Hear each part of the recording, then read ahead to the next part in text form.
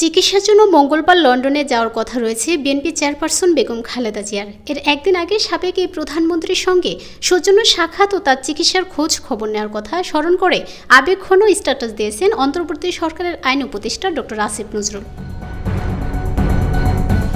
সোমবার দুপুর 12টা 8 মিনিটে সামাজিক যোগাযোগ মাধ্যম ফেসবুকের ভেরিফাইড অ্যাকাউন্ট থেকে দেওয়া ওই স্ট্যাটাসে উপদেষ্টা আসিফ নজরুল লিখেছেন, চিকিৎসার জন্য নভেম্বরে বেগম খালেদা জিয়ার বিদেশে যাওয়ার সম্ভাবনা ছিল। সেরকম একটা সময়ে আমি ওনার সাথে সৌজন্যমূলক সাক্ষাৎ করতে চাই।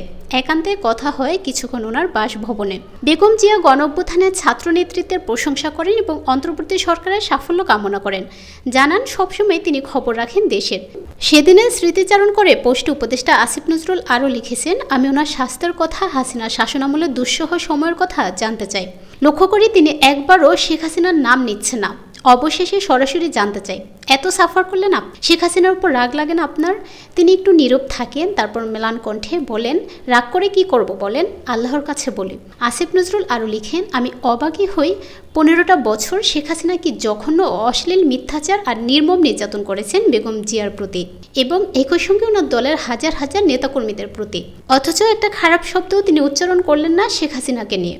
পোস্টের শেষ অংশে অন্তর্বর্তী সরকারের এই আইন উপদেষ্টা লিখেছেন, আগামীকাল বেগম জিয়া চিকিৎসার জন্য যাচ্ছেন লন্ডনে। আল্লাহর কাছে দোয়া করি তিনি যেন সম্পূর্ণ সুস্থ হয়ে ফিরে আসেন দেশে, আবার যেন ভূমিকা রাখতে পারেন বাংলাদেশের গণতন্ত্র আর অগ্রগতি বিনির্মাণে।